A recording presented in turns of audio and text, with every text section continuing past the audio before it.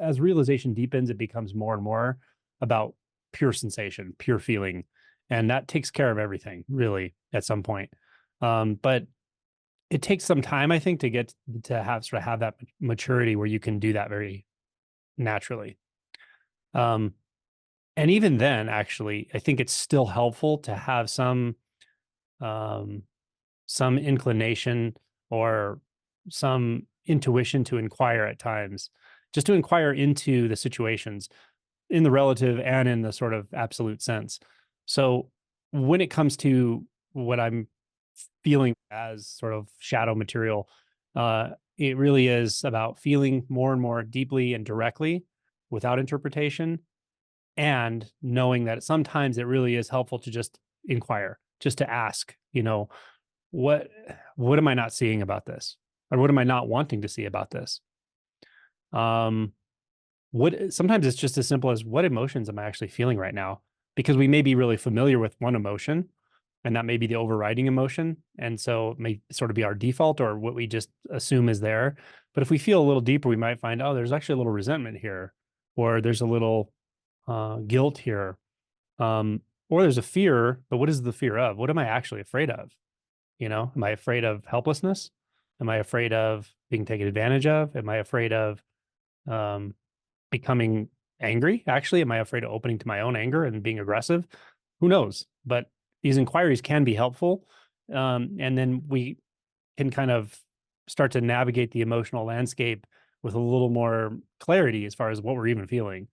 Um, Also, it can be helpful to do some relational work, working with somebody through these challenging shadow spaces. So whether it's one on one with somebody who's sort of skilled in this area, a really good therapist sometimes can be very helpful.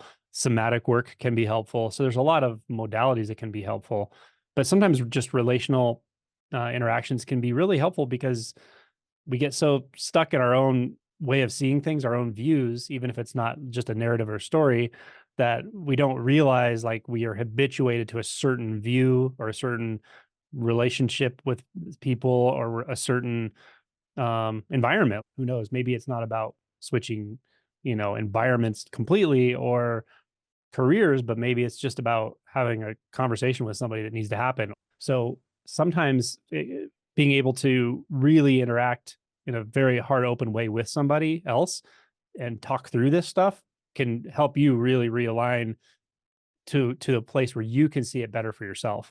So all of those things can be helpful. But my overarching answer is there is an end to this. There's an end to the sort of endless ongoing painful emotions that doesn't just go on forever. It does take care of itself.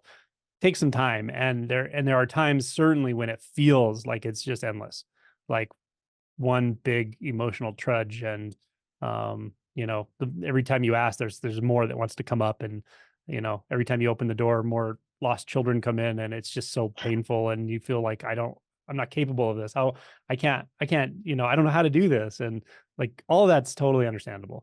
And really, we all go through it in deeper realization. It is sort of a blessing to be able to wake up very easily in a sense.